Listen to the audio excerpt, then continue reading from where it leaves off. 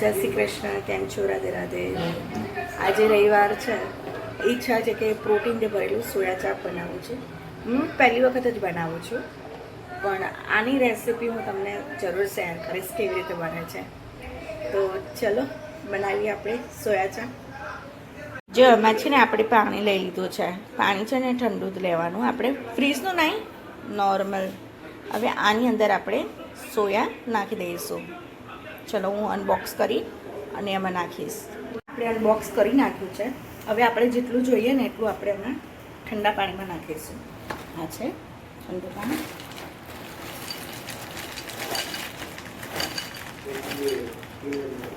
મને આટલું જોઈએ છે, આટલું ઇનફ છે આપણા માટે. બસ આને પલાળી રાખવાનું થોડીક વાર, જ્યાં સુધી આમ પોચું ના થઈ જાય ને સોયા ત્યાં સુધી.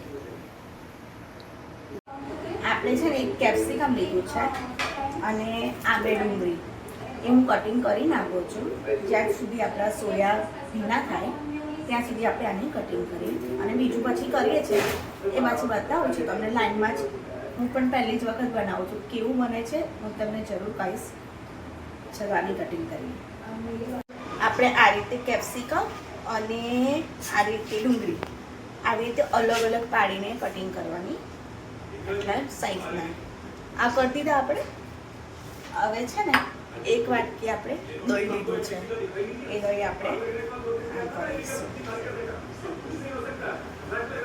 હવે આપણે આમાં છે ને આપણો જે રેગ્યુલર ઘરનો જે મસાલો હોય ને એ જ એડ કરીશું. હવે છે ને આમાં મીઠું નાખીશું. સોયા આપણે છે ને વગર ટેસ્ટ ના જોઈએ, કોઈ ટેસ્ટ ના હોય એમાં, એટલે આપણે એ રીતે મસાલો આમાં કરવાનો. આ મીઠું નાખ્યું. અમારે છે દાણા જીરું. થોડોક મસાલો આગળ પડતો જ નાખવાનો, કારણ કે ટેસ્ટ આપણે આમાંથી જ કરવાનું છે. બધો સારો એવો મસાલો કરી દેવાનો. અને મરચું 2 ચમચી મરચું નાખ્યું છે. પછી તમને જેવું જોઈએ એવું. હવે આમાં અડધી ચમચી આપણે હળદર નાખી છે. હવે આ બધો મસાલો મિક્સ કરીશું.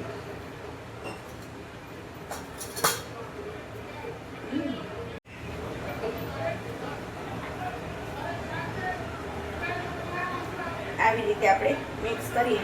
પણ એવું લાગે છે કે થોડોક હજુ આપણે મરચું ને મસાલો જરૂર છે, તો આમાં છે ને થોડુંક ગરમ મસાલો નથી નાખ્યો, તો આપણે જે રેગ્યુલર ગરમ મસાલો છે ને એ આપણે નાખ્યો છે અંદર. બરાબર, આવી રીતે હાથથી જ મિક્સ કરવાનો. આ કેટલું મિક્સ થઈ ગયું આપણું.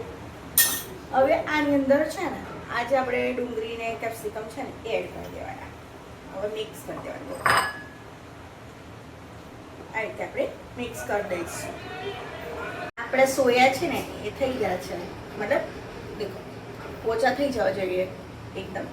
આ થઈ ગયા. હવે થોડાક આપણે પાણી છે ને આમાંથી કાઢી નાખીશું. આમ કરીને પાણી કાઢી બધા જ આપણે અલગ બાઉલમાં મૂકી દઈશું. આ રેસીપી હું જોઈને નથી બનાવતી, મારી રીતે જ બનાવું છું. અને ટેસ્ટ કેવો થયો, જેવો બન્યો હશે ને એવું હું તમને કહીશ. હવે આમાં નાખ્યું મીઠું અને હવે થોડુંક આમાં આપણે મરચું નાખી દઈશું. સહેજ હળદર, કારણ કે આપણે પેલામાં દહીંમાં ને મિક્સ કરેલું છે. અને થોડુંક ગરમ મસાલો અને આ ધાણા જીરું. આ થઈ ગયું. હવે આપણે હાથથી જ મિક્સ કરવાનું. હાથથી મિક્સ કરી દઈએ એટલે બધો મસાલો ચોંટી જાય.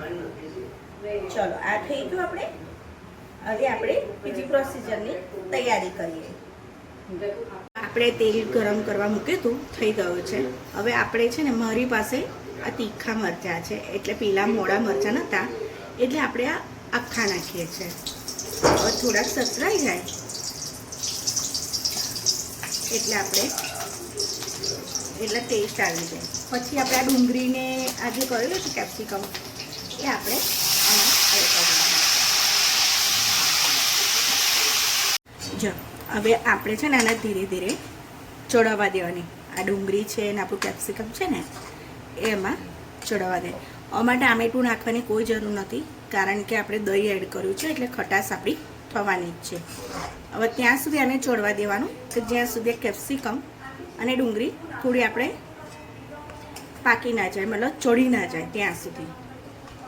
જો આપણું છે ને બહુ મસ્ત રીતે તૈયાર થઈ ગયું છે. ઠીક છે ને, એકદમ કલર પણ સરસ આવી ગયો છે. હવે આપણે છે ને આની અંદર સોયા નાખી દઈશું. હવે આપણા જે સોયા હતા ને એ આપણે એડ કરી દઈશું આમાં. બધા સોયા આપણે કરી નાખ્યા. હવે આપણે હલાવી દઈશું અને મિક્સ કરી. આપણે આમાં બધી જ મસાલો, ગ્રેવી જે બધું હતું ને એ સોયા બધું પાણી જેવું ચૂસી લીધું છે. હવે આપણે છે ને થોડુંક અંદર પાણી એડ કરીશું આવી રીતે. અને થોડુંક છે ને આપણે ચણાનું બેસનમાં થોડુંક પાણી ઓગાળી એટલે થોડુંક આપણને સારું લાગે.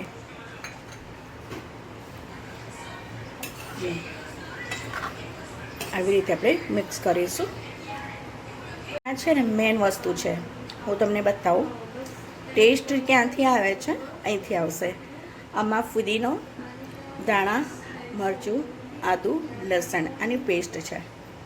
હવે આપણી જોડે આ પેસ્ટ તૈયાર હતી એટલે આપણે એડ કરવાની. એમાં ફુદીનાનો જે ટેસ્ટ આવે છે ને બહુ સરસ આવે છે અને એનો ટેસ્ટ કંઈક અલગ જ લાગશે.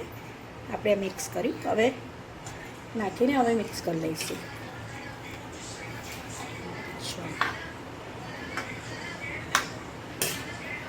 હવે હું જે મસાલો એડ કરીશ ને એ બાદરણનો દાળનો મસાલો છે.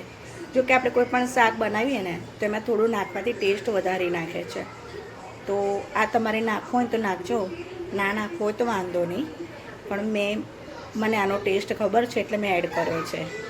આપણી જોડે ધોયેલા ધાણા છે એ આપણે એડ કરીશું. હવે આ ધાણા નાખ્યા પછી આપણે આ ધાણા નાખી દીધા. હવે આપણે થોડીક વાર એને ચોળવવા દઈશું. એમ લાગે કે થોડોક રસો આપણો એ થઈ ગયો છે, બસ એટલું જ ચડવાનું છે. બાકી આપણું શાક તૈયાર થઈ ગયું છે. હવે તમે આને કોઈ રોટલી જોડે કે પરોઠા જોડે કે ગમે તે તમારે ખાવું હોય એ રીતે તમે ખાઈ શકો છો. આ બનાવ્યું છે મેં પહેલી વખતે. આ રેસીપી મારી જ છે. હવે જોઈએ છે કે એનો ટેસ્ટ કેવો છે. હું જરૂર તમને આનું કહીશ કે કેવું બન્યું છે.